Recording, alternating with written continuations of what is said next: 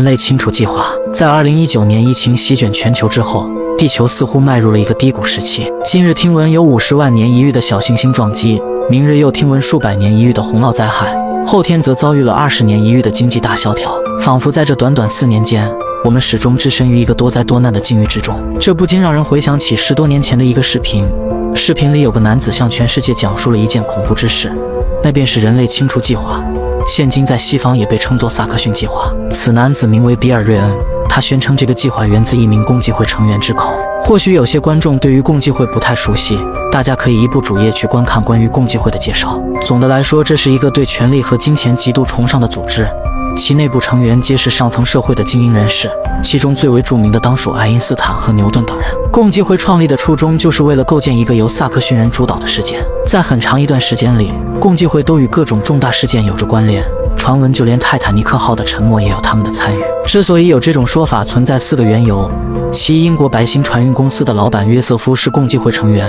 其二，原本应该出现在泰坦尼克号首航的他却突然改变主意；其三，泰坦尼克号的沉没确实挽救了濒临破产的白星船运公司；其四，白星公司实际上建造了3艘大型邮轮，它们的外观性能以及船内设计几乎如出一辙，所以即便到了如今，仍有许多西方人士觉得其中存在猫腻。好了，回到上文，人类清除计划被共济会提出之后，很快引起巨大轰动。人们通过视频中的比尔·瑞恩了解到，共济会打算借助覆盖全球的病毒，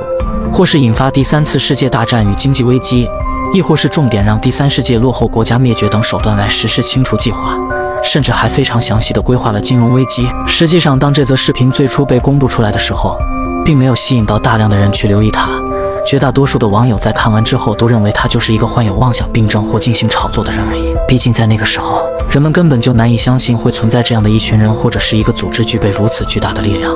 足以去左右整个世界的走向。然而，当时间推移到2019年年末和2020年年初，疫情开始在全球肆虐，使得整个世界都仿佛按下了暂停键。在这个时候，那些蛰居在家中的网友们又重新想起了这条视频。这是因为比尔·瑞恩曾经提及过类似的关键内容。他表示，共济会的成员曾商讨过要释放出某种病毒，而且这种病毒主要针对的是黄种人。这些话语在他的视频中被重复叙述了2遍。所有这一切都让人很难不心生疑虑，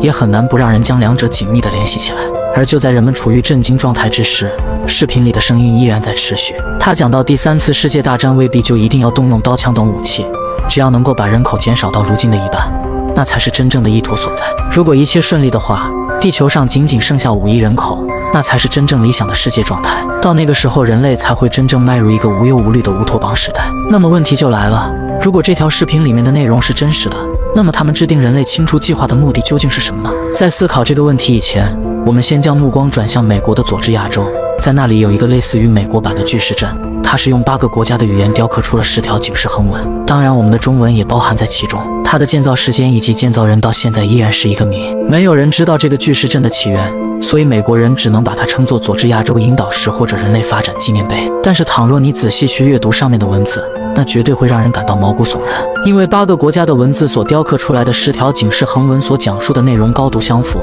第1条就是要让人类的数量保持在5亿以下，和大自然永恒共存。接下来的内容也都是围绕着这句话展开描述。第10条则是不要成为地球上的毒瘤，要给大自然留下一些余地。至于人类清除计划到底是真是假，有几分是真几分是假，或许我们永远都无法得到一个确切的答案了。